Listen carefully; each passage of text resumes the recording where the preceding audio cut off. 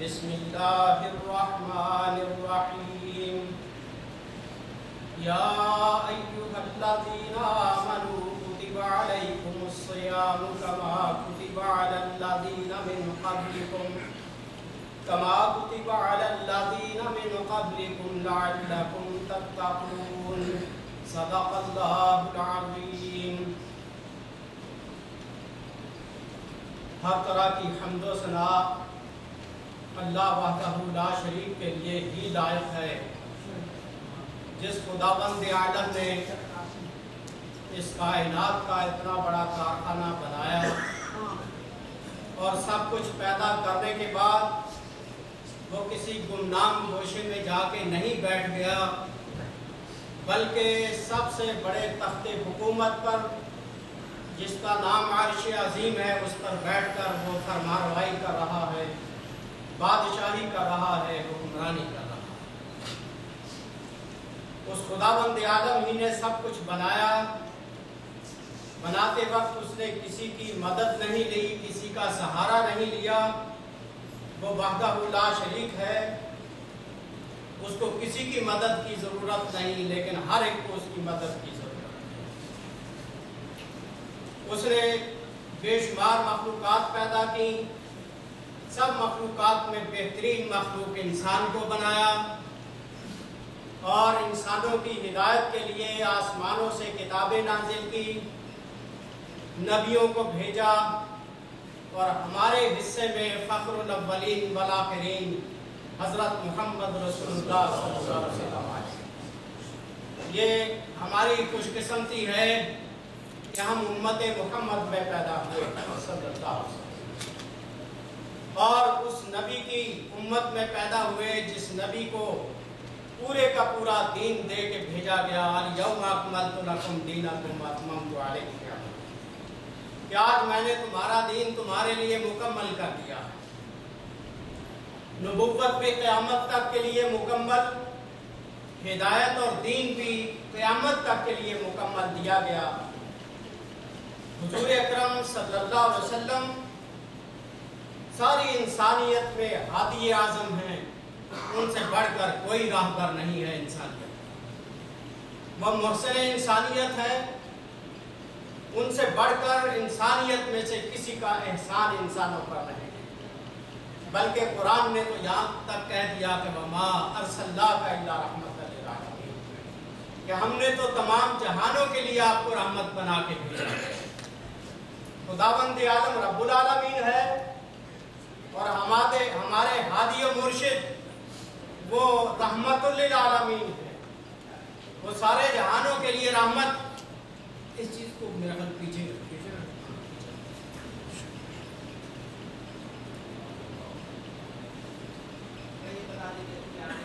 نبی اکرم صلی اللہ علیہ وسلم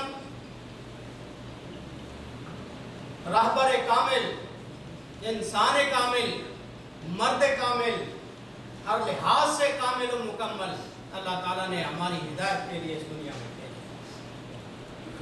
حضور صلی اللہ علیہ وسلم نے اس انسان کو جو بتوں کے سامنے سجدہ ریز ہوتا تھا، درختوں کے سامنے سجدے کرتا تھا، پتھروں کے سامنے، سورج چاند کے سامنے، بے جان اور جاندار مخلوق کے سامنے جھکنے والے انسانوں کو خداوند عالم نے ایسے رسول کو بھیجا کہ وحدہ لا شریک کی شناخت انہوں نے ہمیں کروائی کہ اس کائنات کا ایک ہی خدا ہے، ایک ہی خالق اور مالک ہے، ایک ہی معبود ہے، اس کے علاوہ کوئی خالق و مالک اور رازق اور معبود نہیں۔ وہی زندگی دیتا ہے، وہی موت دیتا ہے، وہی رزق دیتا ہے، سب کچھ اس کے اختیار میں ہے، وہ قادر مطلق ہے، فعال لما یرید ہے، جو چاہتا ہے کر گزرتا ہے، اس کے ارادوں میں کوئی حائل نہیں ہو سکتا۔ اس نے ہمارے لیے نہایت ہی معزز و محترم پیغمبر کو بھیجا، اور وہ پیغمبر انسانوں کی ہدایت کے لیے بے انتہا مسترد، ہر وقت بے چین اور پریشان۔ آپ نے فرمایا میری مثال اس طرح ہے جیسے پتنگے پروانے آگ کے اوپر زبردستی کرتے جا رہے ہیں، اور پیچھے سے میں ان کو کھینچ کے بچانے کی کوشش کر رہا ہوں۔ یہ ہے رحمت للعالمین کہ آگ میں گرنے والے انسانوں کو بچانے والے، ہر لحاظ سے ان پہ ترس کھانے والے پیغمبر اعظم صلی اللہ علیہ وسلم نے دن رات محنت کر کے ہمارے لیے رہنمائی کا بہترین دین دے کے دنیا سے گئے۔ آپ صلی اللہ علیہ وسلم کا یہ معمول ہوتا تھا، رمضان شریف آنے سے پہلے عبادت کا شوق پیدا کرتے صحابہ کرام میں، تاکہ بڑے شوق سے دل لگی سے تیاری کرے کہ اسلام کے 5 ارکان میں سے ایک رکن رمضان کے روزے رکھنا۔ حضرت سلمان فارسی رضی اللہ عنہ بیان کرتے ہیں، قال خطبنا رسول اللہ صلی اللہ علیہ وسلم فی آخر یوم من شعبان، حضور صلی اللہ علیہ وسلم نے ایک بار شعبان سے کے آخری دنوں میں ہمیں خطبہ ارشاد فرمایا۔ وہ خطبہ آپ کے پیش نظر ہے، پیش خدمت۔ فقال یا ایھا الناس قد اظلکم شہر عظیم، شہر مبارک، شہر فیہ لیلۃ خیر من الف شہر۔ لوگوں، تمہارے اوپر ایک عظیم الشان مہینہ سایہ افغن ہوا ہے۔ یہ مہینہ مبارک ہے، یہ وہ مہینہ جس میں ایک رات آتی ہے جو 1000 مہینے سے افضل ہے۔ جعل اللہ صیامہ فریضہ، اللہ تعالیٰ نے اس کے دن کے روزے رکھنا فرض قرار دیا۔ وقیام اللیل تطوعا، اور راتوں کو قیام کرنا نفل قرار دیا۔ من تقرب فیہ بخصلۃ من الخیر، جو کوئی شخص کوئی نفلی عبادت، کوئی بھلائی کرے گا، کانا کمن ادى فریضۃ فیما سواہ، گویا کہ اس نے رمضان کے علاوہ ایک فرض ادا کیا ہے۔ یعنی ایک نفل کا ثواب رمضان کے علاوہ جو فرض ادا کیا جاتا ہے اس کے برابر ہے۔ اور فرمایا ومن ادى فریضۃ فیہ کانا کمن ادى 70 فریضۃ فی من سواہ، جو آدمی رمضان میں ایک فرض ادا کرے گا وہ یوں سمجھیے کہ رمضان کے علاوہ 70 فرض ادا کر رہا ہے۔ ایک فرض کا اجر 70 فرض کے برابر۔ وَهُوَ شَهْرُ الصَّبْرِ، اور حضور صلی اللہ علیہ وسلم رمضان مبارک کے مہینے کو بتاتے ہیں کہ یہ صبر کا مہینہ ہے۔ وَالصَّبْرُ ثَوَابُهُ الْجَنَّةُ، اور صبر کا ٹھکانہ جنت ہے، صبر کا ثواب جنت ہے، اس کی جزا جنت ہے۔ صبر، الصبر عن الاکل والشرب، صبر کھانے پینے سے اور نفسانی خواہشات سے رک جانے کا نام، ہر برائی سے رک جانے کا نام۔ اور اسی کے ضمن میں شکر بھی ہے کہ روزے کے ذریعے سے آدمی شکر ادا کرتا ہے۔ اور صبر یہ بھی ہے کہ محنت السحر، راتوں کو جاگتا ہے جو اس کی عادت نہیں ہے، تراویح کے لیے جاگنا، سحری کے لیے اٹھ کے سحری کھانے کے لیے تیار کرنے کے لیے جاگنا، یہ صبر کے ضمن میں آتے ہیں۔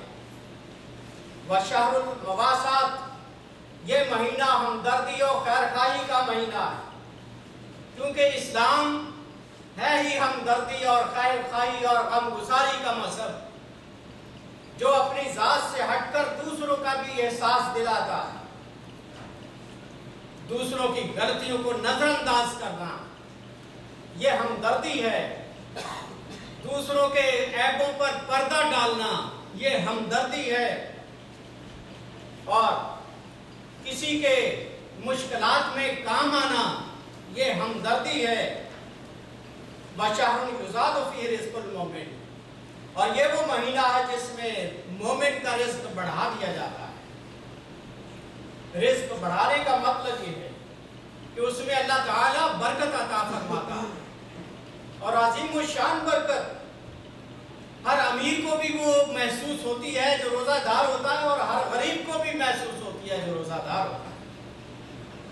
من فطر فی صائما کان لہ مغفرۃ لذنوبہ، جو آدمی کسی روزے دار کا روزہ کھلوائے گا اس کے گناہوں کی بخشش کا وہ سبب بن جائے گا۔ وَعِتْقَ رَقَبَتِهِ مِنَ النَّارِ، اور اس کی گردن دوزخ کی آگ سے آزاد کر دی جائے گی. وَكَانَ لَهُ مِثْلُ أَجْرِهِ مِنْ غَيْرِ أَنْ يَنْتَقِصَ مِنْ أَجْرِهِ شَيْءٌ، اور اس کو اجر دیتے ہوئے اللہ تعالی دوسرے کے اجر سے کمی نہیں کرے گا کہ چلو اگر دوسرے کو روزہ کھولنے والے کو کھلوانے والے کو اجر دینا ہے تو کھولنے والے کے حساب سے کاٹ کے اس کو دے، بلکہ اس کا اجر اپنے مقام پر، روزے دار کا کھلوانے والے کا اپنے مقام پر، کسی کے حساب سے اللہ تعالیٰ ثواب کاٹے گا نہیں. قُلْ یا رسول اللہ صلی اللہ علیہ وسلم لَيْسَ كُلُّنَا نَجِدُ مَا نُفَطِّرُ بِهِ الصَّائِمَ، صحابہ نے عرض کیا اللہ کے رسول، ہم میں ہر آدمی روزہ کھلوانے کی استطاعت نہیں رکھتا ہے. فقال رسول اللہ صلی اللہ علیہ وسلم یعطی اللہ ھذا الثواب، اللہ تعالیٰ یہ ثواب ہر شخص کو دیتا ہے. من فطر صائما علی مذقۃ لبن او تمرۃ او شربۃ من ماء، آپ نے فرمایا جو روزہ کھلواتے ہوئے ایک لسی کا گھونٹ کسی کو دے دے، جس دودھ میں پانی ملا کے لسی بنائی جائے، خالص دودھ بھی نہیں فرمایا، لسی یا کھجور یا پانی کا گھونٹ، جو بھی چیز میسر ہے اس پر روزہ کھلوانے والے کو اجر ملے. وَمَنْ أَشْبَعَ صَائِمًا سَقَاهُ اللَّهُ مِنْ حَوْضِهِ شَرْبَةً لَا يَظْمَأُ حَتَّى يَدْخُلَ الْجَنَّةَ، جو آدمی روزے دار کو پیٹ بھر کے کھلائے گا اللہ تعالیٰ اس کو قیامت کے دن میرے حوض سے پانی پلائے گا، پھر وہ اس وقت تک اس کو پیاس نہیں لگے گی جب تک کہ وہ جنت میں داخل نہیں ہو جاتا. 50,000 سال کا دن اور سورج سوا نیزے پر، زمین تپتی ہوئی، ہر آدمی اپنے پسینے میں ڈوبا ہوا، ایسے عالم میں جس کو حوض کوثر کا پانی میسر آ جائے اس کو پیاس بھی نہیں لگی جب تک کہ جنت میں جانے کا فیصلہ نہ ہو. وَهُوَ شَهْرٌ أَوَّلُهُ رَحْمَةٌ، یہ رمضان کا مہینہ وہ بابرکت مہینہ جس کے ابتدائی 10 دن جو ہے وہ رحمت کے ہوتے ہیں. وَأَوْسَطُهُ مَغْفِرَةٌ، اور اس کے درمیانی 10 دن خداوند عالم کی طرف سے بخشش کے ہوتے ہیں.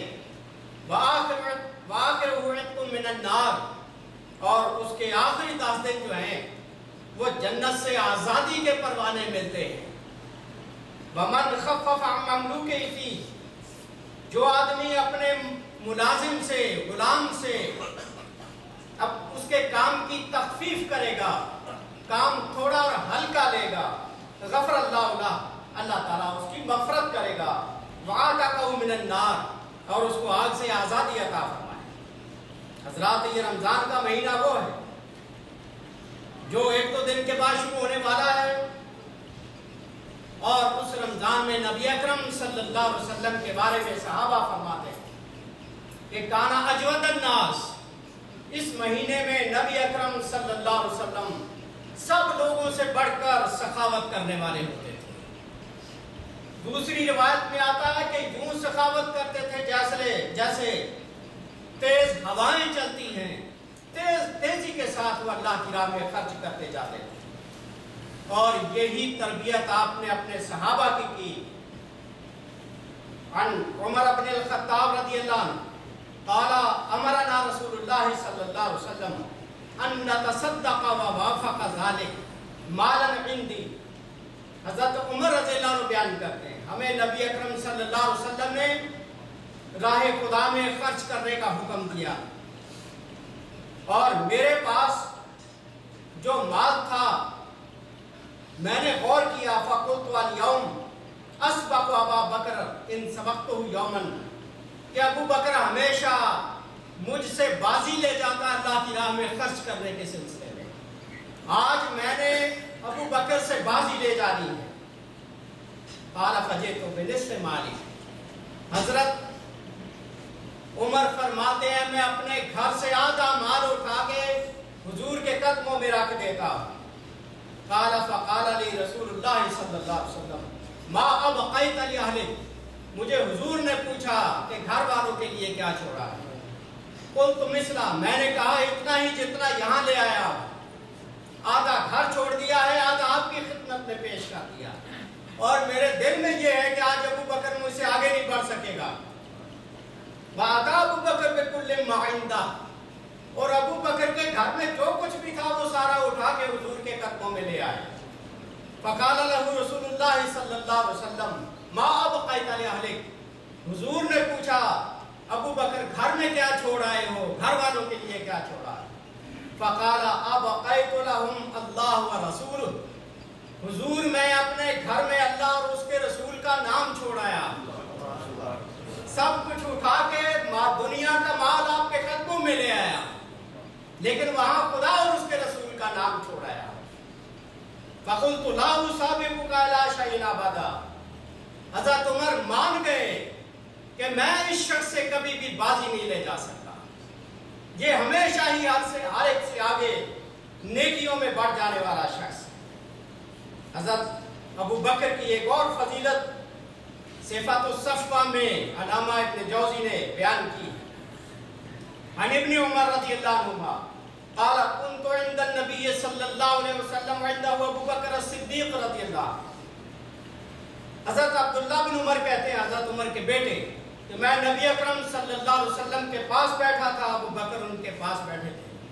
وعلیہ عباء قد خلها فی صدرہ بخلال، اور ابو بکر کو میں نے حضور کے پاس اس حال میں بیٹھے دیکھا کہ اس نے ایک کمبل ٹوٹا پھوٹا اوڑا ہوا ہے اور اس کو کانٹوں سے اس کے دامن کو تھاما ہوا۔ قال یا جبریل انفقا، قال یا جبریل انفق مالہ علی قبل الفتح، کہا کہ اے جبریل، اس شخص نے، حضور فرماتے ہیں اس شخص نے فتح مکہ ہونے سے پہلے اپنا سارا مال مجھ پہ قربان کر دیا۔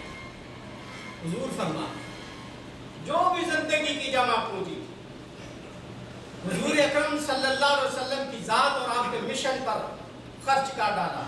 قال فإن اللہ عز وجل یقرئ علیک السلام، جبریل کہتے ہیں کہ اللہ کے رسول اللہ تعالیٰ آپ کو بھی سلام کہتا ہے، وَيَقُولُ لَكَ، اور اس ابو بکر کو بھی کہتا ہے، قُلْ لَهُ أَرَادٍ أَنْتَ عَنِّي فِي فَقْرِكَ هَذَا مُسَاخِرٌ، اور اللہ تعالیٰ پوچھ رہا ہے کہ ابو بکر کیا تو اس فقیری کے عالم میں مجھ سے خوش ہے یا ناراض؟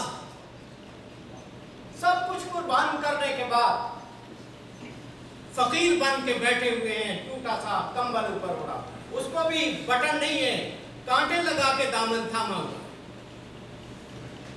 اور یہ کوئی جدی پوچھتی غریب آدمی نہیں تھے، ماشاءاللہ تاجر آدمی، مالدار آدمی، لیکن جتنا زندگی کا سرمایہ تھا حضور پر قربان کر۔